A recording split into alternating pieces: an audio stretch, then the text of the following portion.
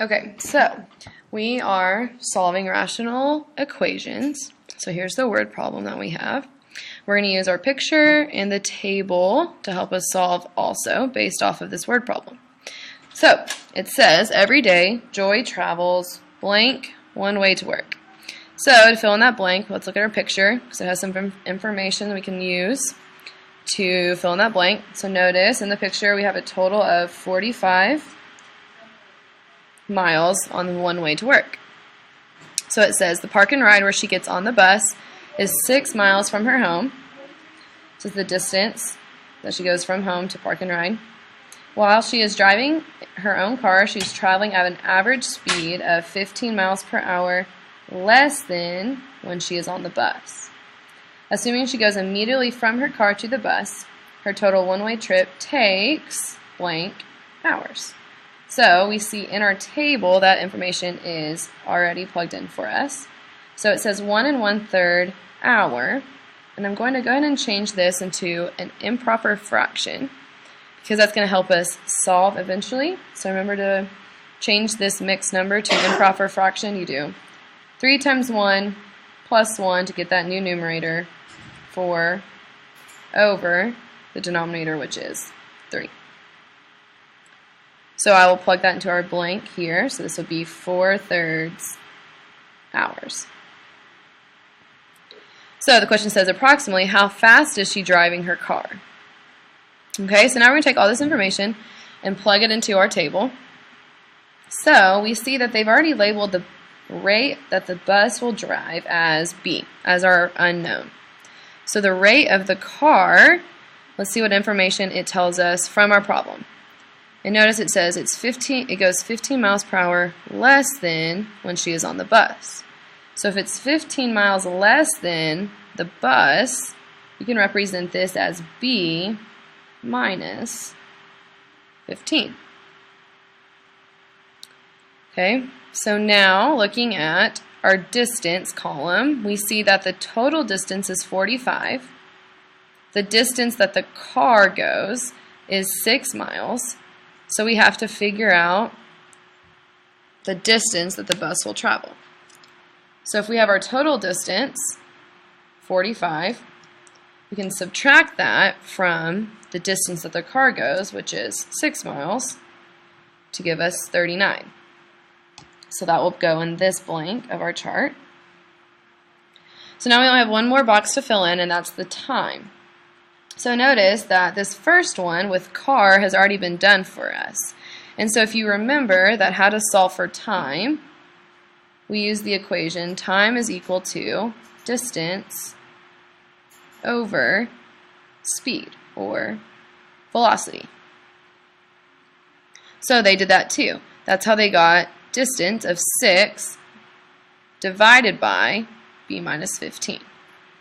So in the same way, now we can fill in this last blank of time of the bus by doing distance, which is 39, over the rate or the speed, which is B. So now we have our chart filled out, and this will help us set up our equation. So now we go to the plan. And the plan is just a way it has it written out in words so we can figure out how we can set up our equation mathematically. So it says time in the blank, so time in the car,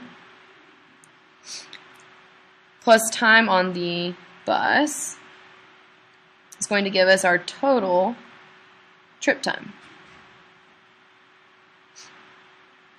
So now we use the information that's in our chart regarding time of both of these vehicles to help us set up our equation to ultimately solve for our answer. So the time in the car, we go to our chart and we see that time in the car is here. So 6 divided by B minus 15 plus time on the bus, so 39 divided by B is equal to our total one-way trip, so 4/3 hours. So now we have two rational expressions set equal to a number. So now we can solve our equation. So notice each denominator in my problem is different. And when I add fractions, whether it be with expressions or just normal fractions, you always have to get a common denominator. So the next process that I'm going to walk through is getting a common denominator for each of my fractions. So I have to look at each of my denominators and figure out what is the least common denominator for this problem. So I first look at each denominator and say, okay, is there any common factors? So none of these are the exact same, so they're all different. So if they're all different, you just multiply each of your different factors together to get the least common denominator. So 3 times b is 3b times b minus 15. So this is our common denominator. So now we're going to try to rewrite each of these 3 fractions with this common denominator. So I have 3b times b minus 15. And I'm just going to go ahead and rewrite each of these fractions with that denominator so I can remember what my goal is.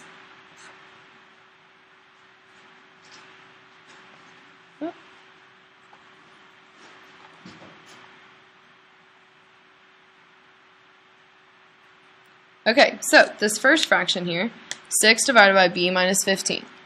So I need it to have a common denominator of 3b times b minus 15. So I have to figure out what am I going to multiply this first fraction by in order to get a common denominator of 3b times b minus 15. So notice it already has a b minus 15, which is this factor here. So the factor that it's missing is 3 times b. So I need to multiply the denominator by 3 times b to get this common denominator. So what do I multiply the bottom by? I need to multiply the top by, so I'm going to multiply it by 3b. So when I go to write my new numerator, now I just multiply across the top. So 6 times 3b would give me 18b. Then I do the exact same thing to the next 2 fractions. So I have 39 over b. So notice this denominator only has b. So what it's missing is the 3 times b minus 15. So I'm going to multiply this one by 3 times b minus 15.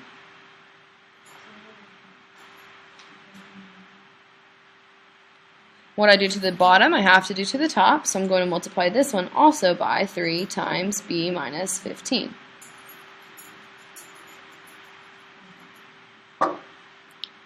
So now when I go to simplify this numerator, I'm going to do 39 times 3. So in the calculator, you can do 39 times 3, which is 117. Track and cross country, all teams to the comments. So I'll have 117 times b minus 15. And then I have the last fraction to do, which is 4/3. So what do I multiply 4/3 by to give me this denominator? So notice I only have the 3, so I have to multiply it by b times b minus 15 in order to get this common denominator. When I multiply it by the bottom, I have to do to the top, so b times b minus 15. And so when I go to rewrite this numerator, I'm going to multiply across the top. 4 times b is 4b times this other factor, b minus 15.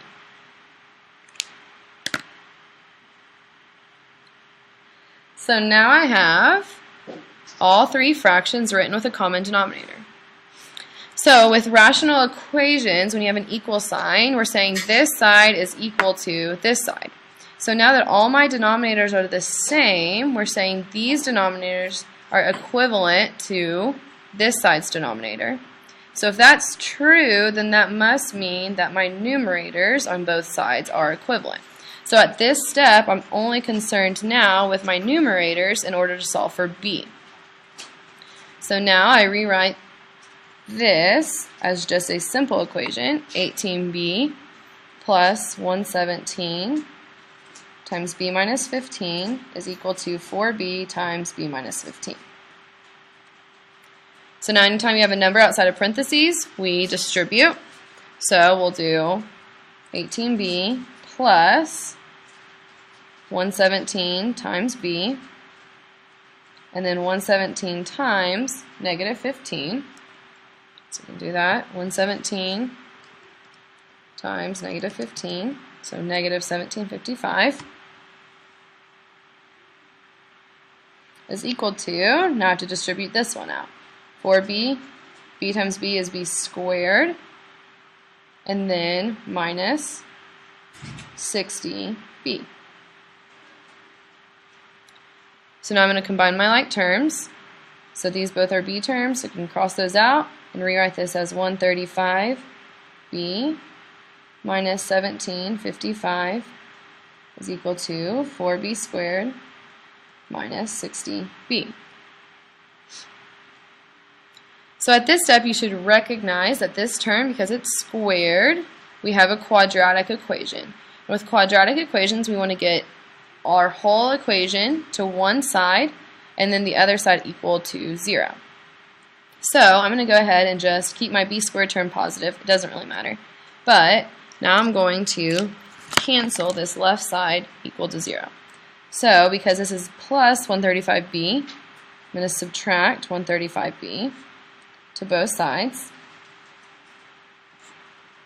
And then I'm also going to add 1755. So notice this now cancels, and so does this, so I'll have 0 is equal to, which is what I wanted, and then I'll have 4b squared, and then I'll type those two numbers in, so 60 and 135, so negative 195b plus 1755. So now I have my quadratic equation. So now I'm still trying to solve for b. So I need to type this equation into your y equals screen. And so you'll do 4x squared minus 195x plus 1755. And then hit graph. You always want to do zoom 6 to do a standard zoom, and then you can zoom out, but mine's already zoomed out. So notice, if I'm trying to find the solutions to this equation, other names for solutions are x-intercepts, roots, zeros, so it's those points graphically. So how I find those is do second trace, go down to 0, because I'm trying to find the zeros in my graph. And it's going to say left bound here, and we want my cursor to be the left side of the point we're trying to find, which is the 0. So this x and y coordinate right here is telling me where my cursor is at. So right now it's at 4, so maybe somewhere right here, 997, so it's going to be plotted up there, which is to the left of my point I'm trying to find, so I'm going to hit enter. But now I have to go to the right side, so I need it to be down here somewhere. So I'm going to use the right arrow to trace to go to the right side, so now it's at negative 82, so it's somewhere down here. So it's to the right of that point, so I'll hit enter again when it says guess, so it gives me that 0 point.